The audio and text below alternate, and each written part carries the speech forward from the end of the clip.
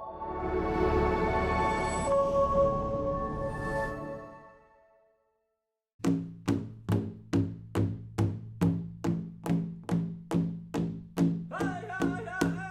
we begin today, it is important to acknowledge that we are filming in Lloydminster on the border of Alberta and Saskatchewan in the heart of Treaty 6 territory. Before the arrival of the explorers and settlers, many First Nations traveled through and thrived in this area, which also includes the homeland of the Métis.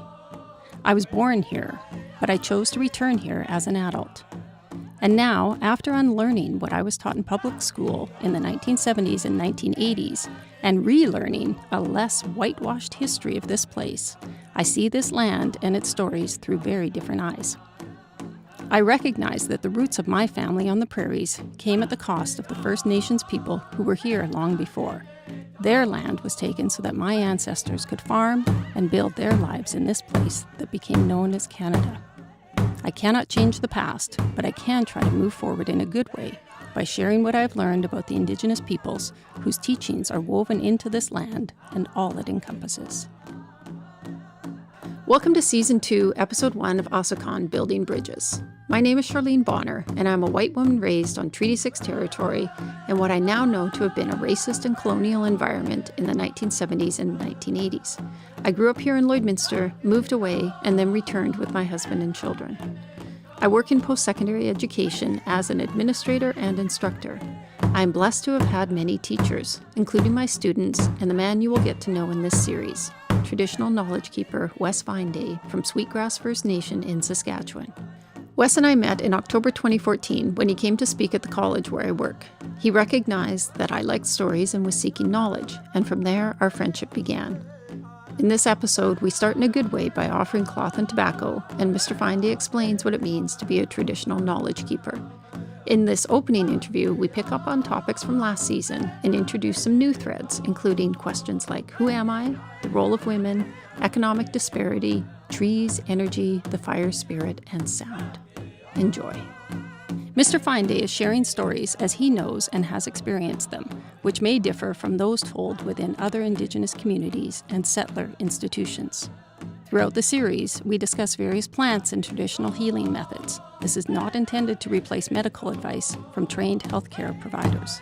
Some episodes contain graphic descriptions of events witnessed and experienced by the guest at his time in residential school and at various points throughout his life.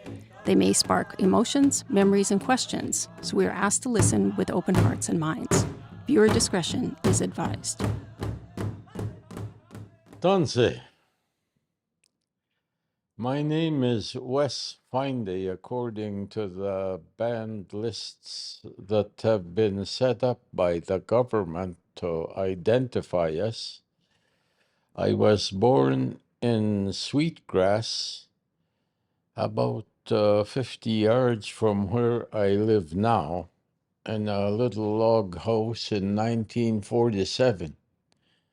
That little log house was built by George Nicotine and a helper of his in 1947 in the summertime, and in October that was the house I was born into. So I am a band member of the Sweetgrass First Nation, who are part of the river people of the Treaty 6 Battle River area. So today, Mr. Fine Day, we come together and I offer this cloth and tobacco as we prepare to begin Season 2 of our podcast, Âsokan, Building Bridges. A process we started many years ago when we became friends and you started sharing stories, and along the way you decided, hey, let's share these stories, and so I offer this cloth and tobacco and just ask that you accept this and that we move forward and we continue with sharing these stories. There'll be some new stories and we'll build on some things we talked about last year. And I look forward to moving forward with you. And I offer this Pape. to you. Mamo tauimau. Naskutena saminaki mama tausuin kiksivat suin kisuhkisuin omanota. Kitimagi tauin aitsen mautava tisteemawa minu magiskiptigan webinasun managap maitama. Kaapin pakseimut. Kikap majaatsemustava kuumakaappeisi papi kohtamaasojan kaapnan stohtamuun jaanoma. Tanse miso itagi tego maskiup matsuen mina kikap moskau ituttamak tansise. Kikap mamtsimehtamaa kita kiviasueuna kiksewatsuen. No taga maisihtigia huoma miugi kueka kuipn papasikuna mak. Minä mua pahtihta keipn saagihta keipn kihteimta. Epn sasohkeihta mahkumma. Kiksewatsuen kima tausuen. Eksum misen tutamataan se mantoka maitikuusia nomaga mua oppenamaan oma siitos kauenansa vaimenaan myönnohteike isipm statauna mauna no maiskoateema. Kikap mauitsi kot kahkio ei sino kap pakseimot kikap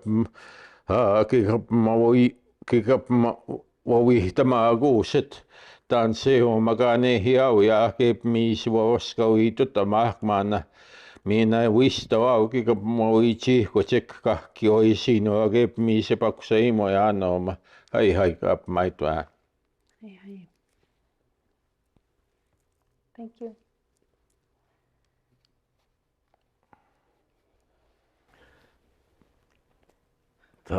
Tapui. Okay. Awesome. Thank you. Would you like to start with telling a little bit about you and what it means to be a traditional knowledge keeper? Or where would you like to begin today?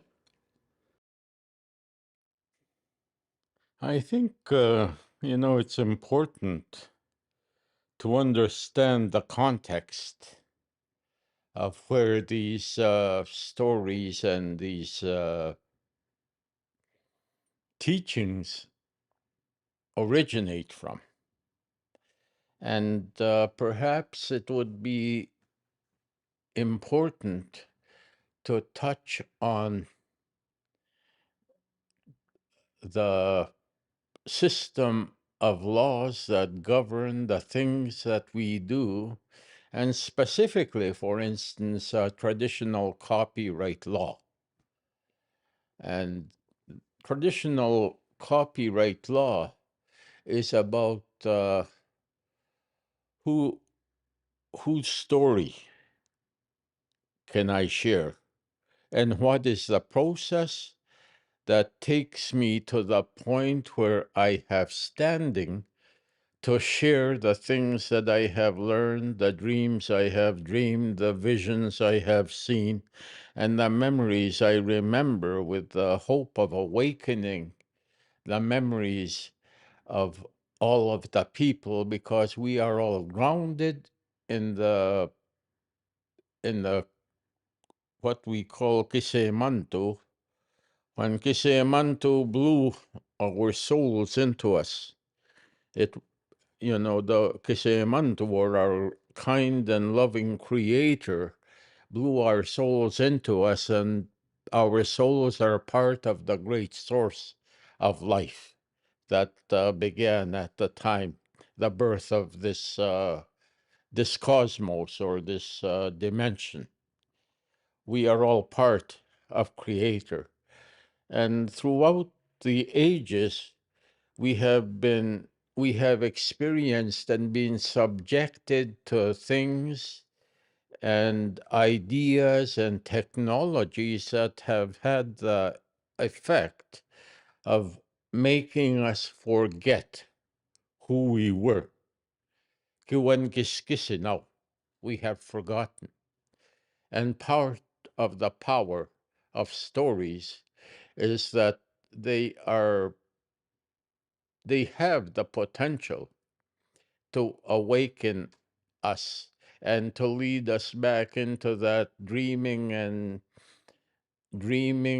and remembering doorway so we can step back and forth, going to search and seek out what it was we left behind, and now realize that at this point in our journey, at this point in our lives, it is something that we require. It is something essential, because without it, we will remain in a state of superficiality, thinking that, oh, yes, we understand our dreams, we understand our visions because we have opinions about them. And part of the knowledge of the sacred and part of the evolution and development of humanity requires us to move beyond that superficiality, dive through the fears, dive through the inhibitions and the blockades that have been set up by others before us, so that we may recognize and remember and have the personal power and integrity to move through either way with fluidity. And in order to do that, we have to become our true, authentic selves, true to who we are. The age of darkness and the age of secrets has come and gone, and everything is being turned over. And the spirits say to me that it is important to recognize, acknowledge, process, and learn from the things that you feared the most. Because if you resist, what you are doing is you are resisting Creator's dream. It is amazing.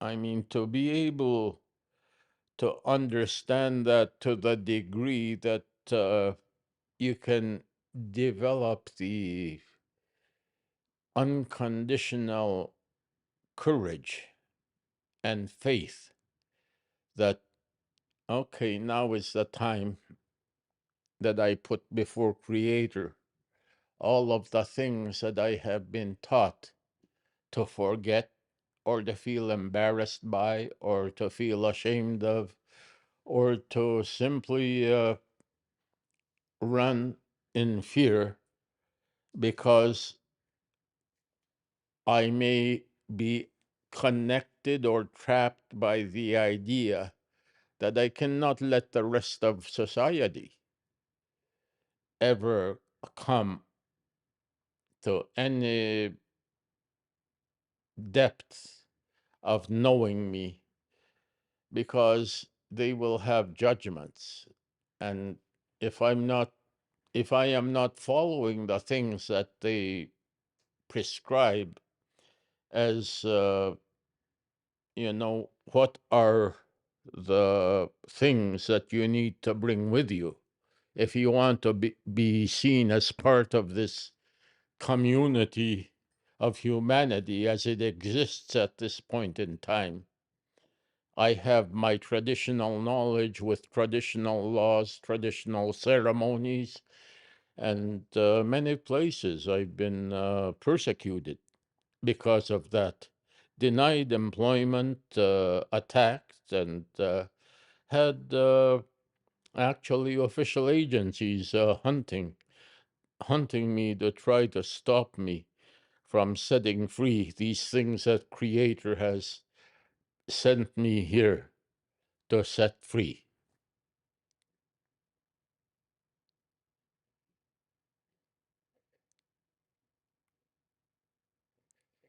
But here I am.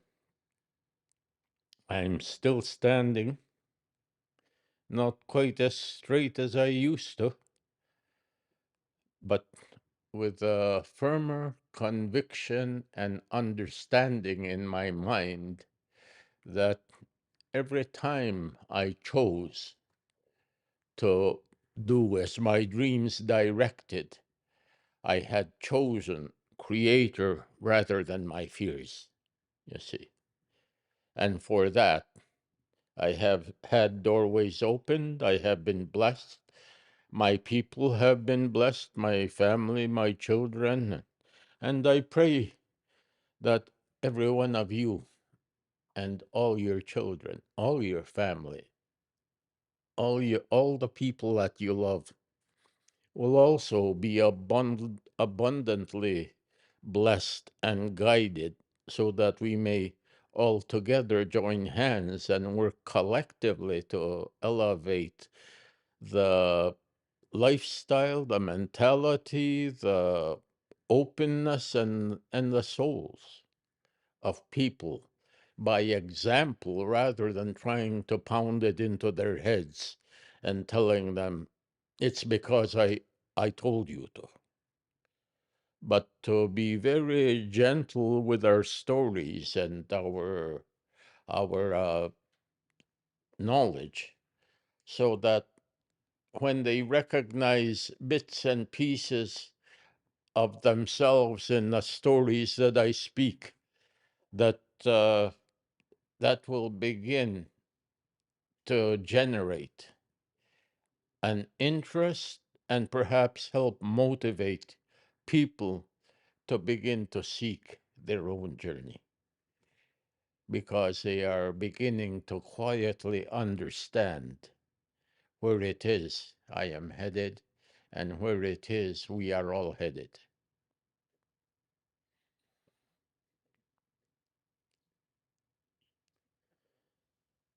Whew. And last night they came. I had massive amounts of information being uploaded to try to remember what it is that is important, and to find ways and means, stories, but most critically important is to be able to set the example of these things of which I speak, to show people that my soul, my emotions, my intellect, and my body are not out of alignment. So out of alignment that it generates, or it begins to create opportunity for fear and doubt to enter. If I am out of alignment and there are too many things left unresolved and unchallenged. This is critical for me. And I sometimes struggle to find the ways in terms of the bridges that we are trying to build, you know, to be able to connect the separate realities that we exist in simply to survive, but to incorporate our spirituality and our emotionality, so that the things that we do to survive and help us make a living go hand in hand with our understanding of awinomania. Who am I? Why am I here? How do I begin the process, the journey that has brought me into this time and into this place at this moment, so that I can begin again the journey, and be careful to look for the guides and the signs that will determine for me or help me to understand that I am on the right path.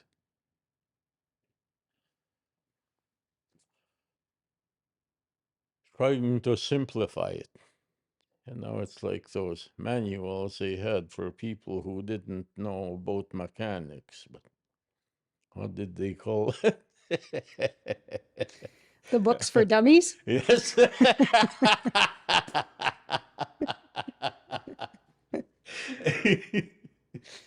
Yeah. There was a whole series of those. Yes. Something for everything. Yeah. That's where I acquired a lot of my.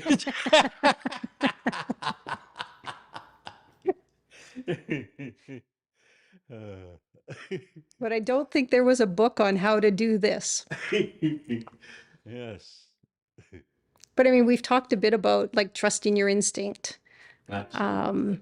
and having faith. Mhm. Yes. Yeah.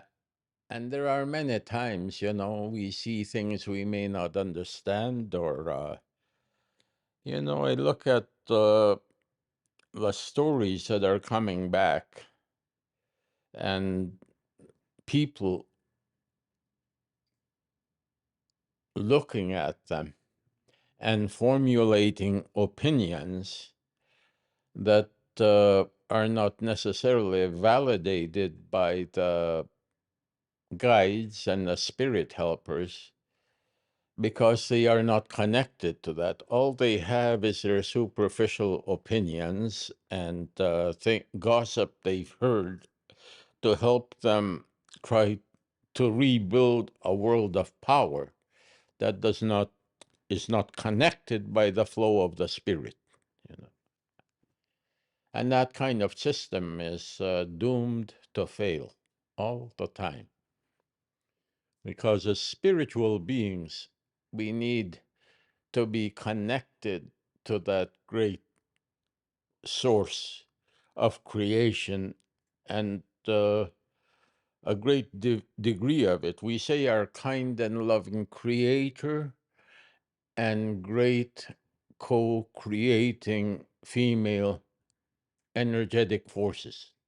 You see, with the creation of religions, they removed the femininity.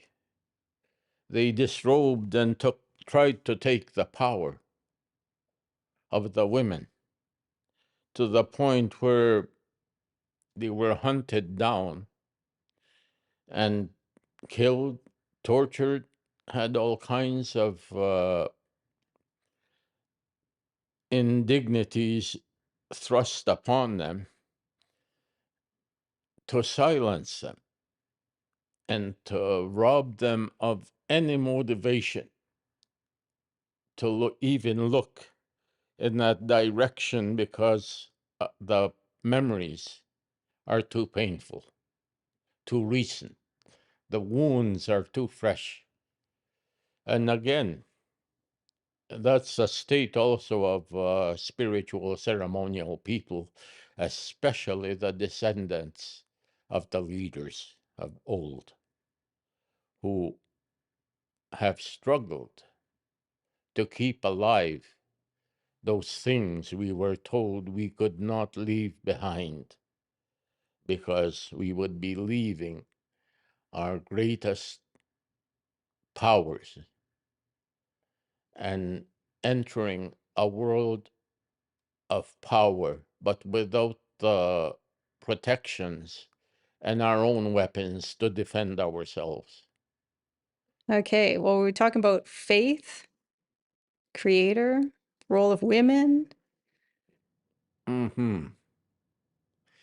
And how in the circles, the cycles, the spirals, women have a role to help to create the balance which is so necessary. And in the past, a lot of our stories have been taken. Well, all the people who came initially were men, whether they were black robes or whether they were traders, or all of these the first contacts. The first contacts we had were all men, basically, and they wanted access to our territories, to our resources, and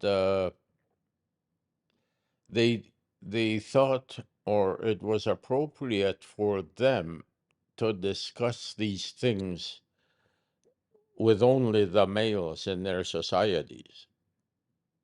And for us, our women, had say, or could approve or reject these things. The processes that we have become part of were never elevated to that level where they incorporated women, because many of our societies are matrilineal.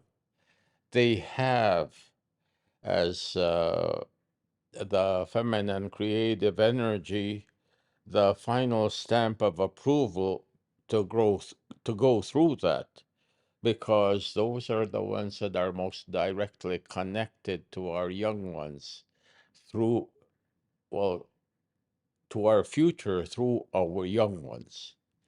And it was important for us to remember these things. And for instance, when I think about that, and I think about strike him on the back, wow, you know, in written documentation that we've been able to dig up. He's called hit in the back, strike him on the spine, and all of these, misnomers, because at initial contact, if a person could speak impeccable Cree, they were often unable to adequately translate that into a level of English, which today, many professionals demand that these things be interpreted, and in that they want to take control. They will interpret what this means, not us, and it just reminds me, of that whole system of inequality and how insidiously entrenched it became in our society when, in the 60s, when I had to get welfare, I could go, and if I, you know, did all jump through all the hoops, I was, I might be lucky to get a $25 ration order. And, a person from the university coming to live half a mile away from me to study cultural retention, he was getting $1,800 a month to come and live on the reserve. And, he was telling his friends, oh, living on the reserve is not so bad. At one time I told him, try living on $25 a month, and as part of your research. But I don't know if he ever did, But I mean, that is the disparity that just became so entrenched that there was never any question of what are the basic tenets of your society? How inclusive are they? Does your society state that every single human being in our communities has very basic rights? They need food, they need shelter, they need health care, and they need education. And when you look throughout our history at these different aspects, you will see in every level that what the colonizers set up and enjoyed for themselves was far above and beyond what they were legislating for us simply to survive. And I don't I really don't think that it was intended that we should survive. They would give us crumbs until we had died out. But we took those crumbs and we tried to make them something familiar. Indian control of Indian education, food sovereignty, intellectual copyright laws. And how do we access these things? And our ceremonies, our spirituality. I went to buy these coals that I use for smudging when I'm doctoring or healing patients. And that person who ran that store, he was quite impressed. And he said, "Oh, what church do you attend?" And I looked at him and I said, "The big one." I didn't mention any denominations because, I mean, how would he understand that entire earth, the entire cosmos is my church, because it is flowing and full of Creator's energy and the feminine energy that co-creates and brings into life and being things that were once ideas, and so solidifies them so that we can then see with our lower level of awareness,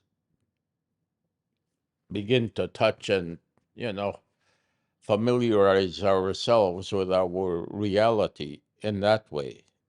But hopefully, we do not stay there. We can move back into that state of being where these emanated from, whether it is imagination, visions, dreams that foretold all of these things. We've got energy flowing. Absolutely. Mhm. I could not sleep last night. Every time I hear boom. Ooh. Yeah, I'll try to remember that. But it's like the energy and the information that trees give off, it just flies out the top, and it comes from the earth.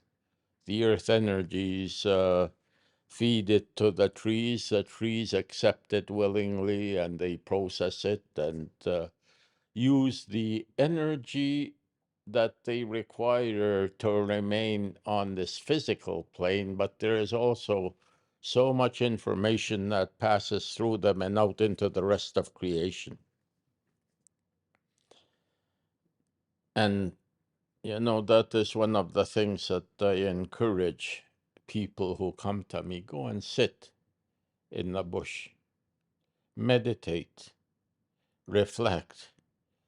If you cannot open that doorway to memory and imagination, what is blocking you? If there are blockages that you are afraid or terrified to approach, ask the earth to help you carry this load which you think is too unbearable for you to carry yourself and be able to move forward. Because if you cannot move forward, you will move backward. And that is a place that we need not return to. We've been there, we've done that. Now what is the next phase of our development? So that we can show the Creator that we love Creator, and we rely on the creative energy that is unleashed by the abundant, co-creative, loving energies of our female spiritual entities, things like the earth and the moon. We have to begin to develop that whole paradigm of understanding, which transcends the physical and superficial. We have to elevate ourselves because we are not going to be standing still. We are moving somewhere. And it is your openness, it is your faith, it is your conditioning that is going to determine where you go and how you will get there and why you are going to where you will end up. And I say, Osame kis pinatamasoin. It is because this is what you have earned. And what you have earned will give you standing in circles that you may not want to be in.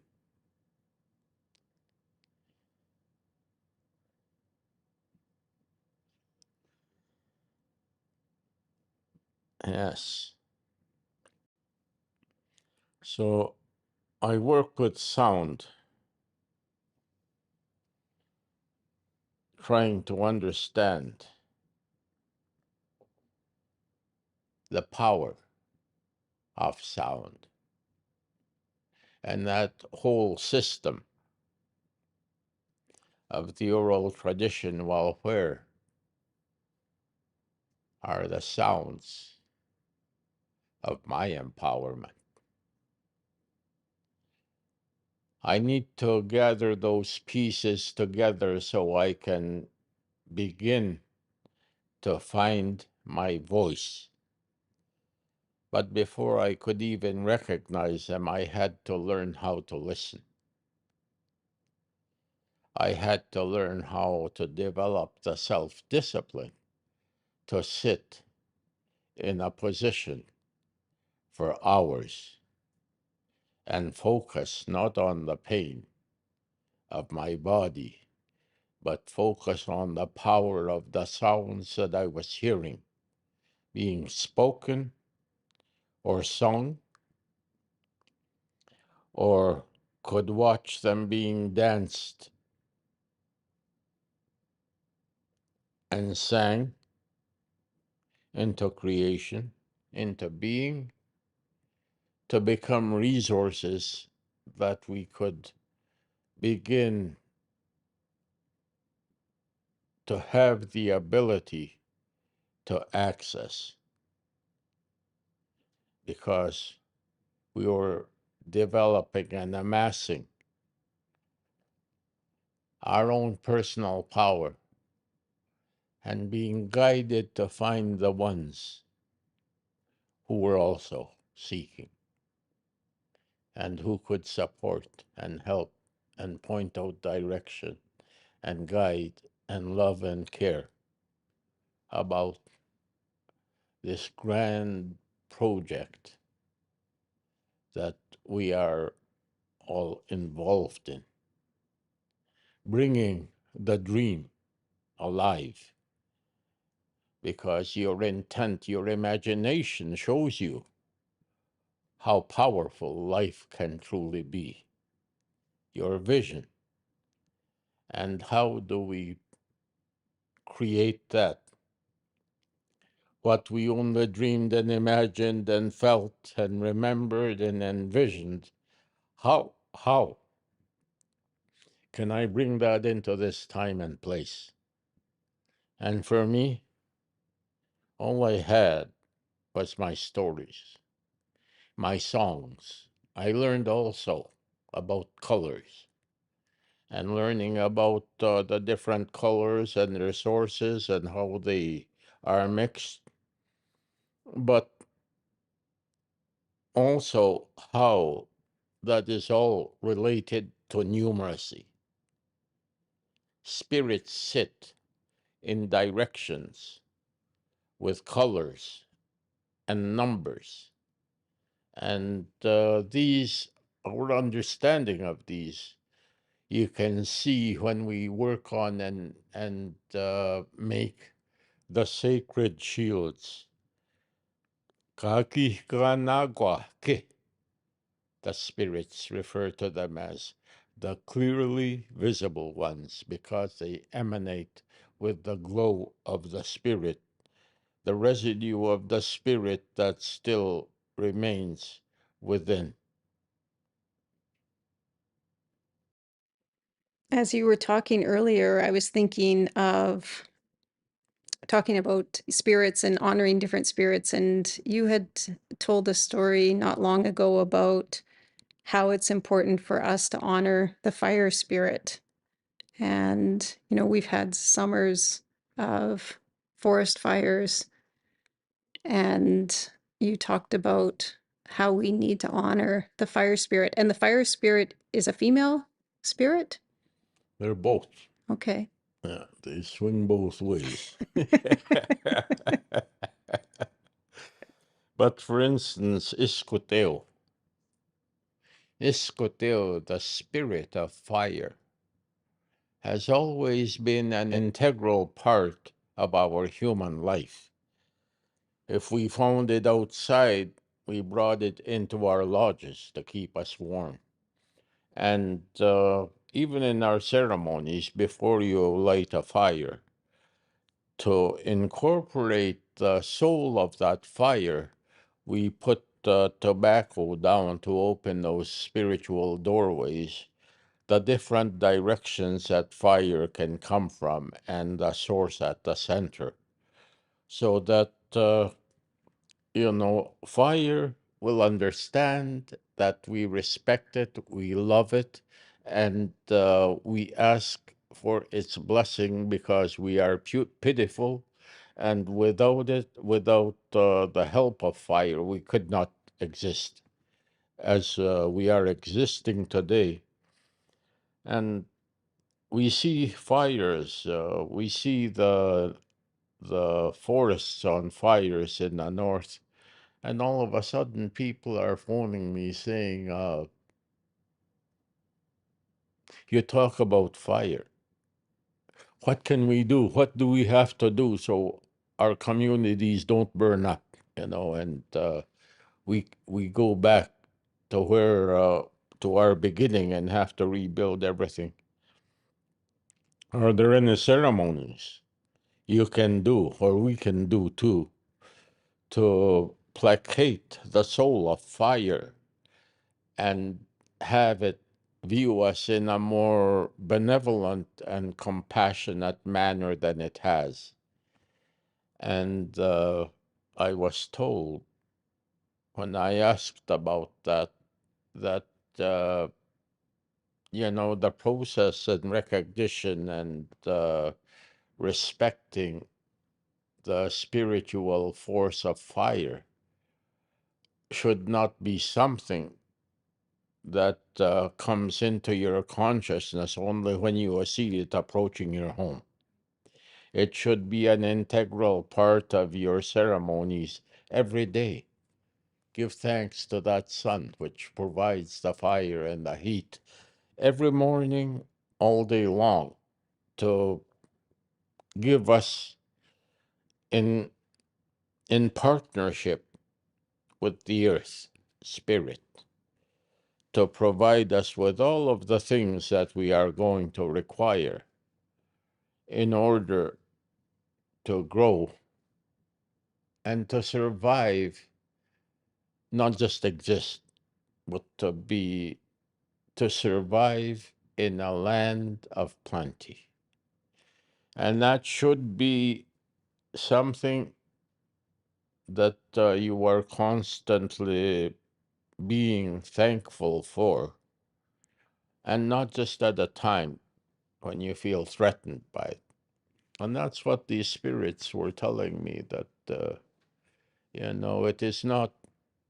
it is not enough when you are in distress or dire straits that you then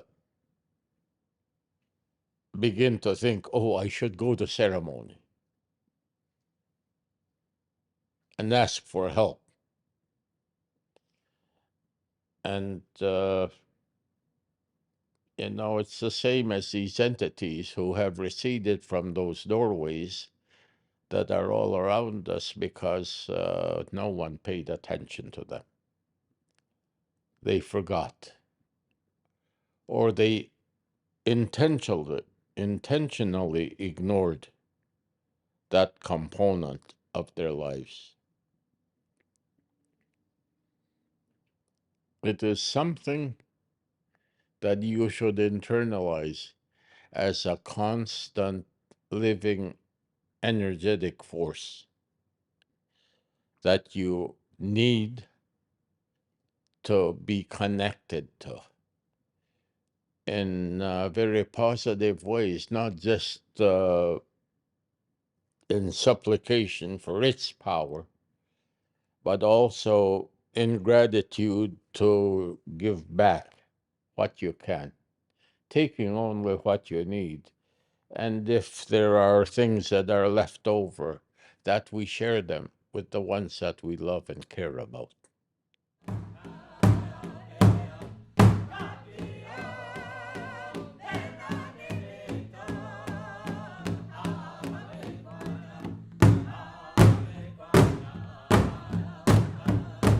Thank you for joining us. We look forward to continuing these conversations. Special thanks to Mr. Fine for sharing his wisdom and teachings. Much appreciation to the Lloydminster Public School Division Prairie Thunder Boys Drum Group for helping us to start and end each episode in a good way. We also want to acknowledge our friends and family and all those who have helped us along the way, including Startup Lloydminster for letting us use their space, Lakeland College for the equipment, and TELUS STORYHIVE for their support.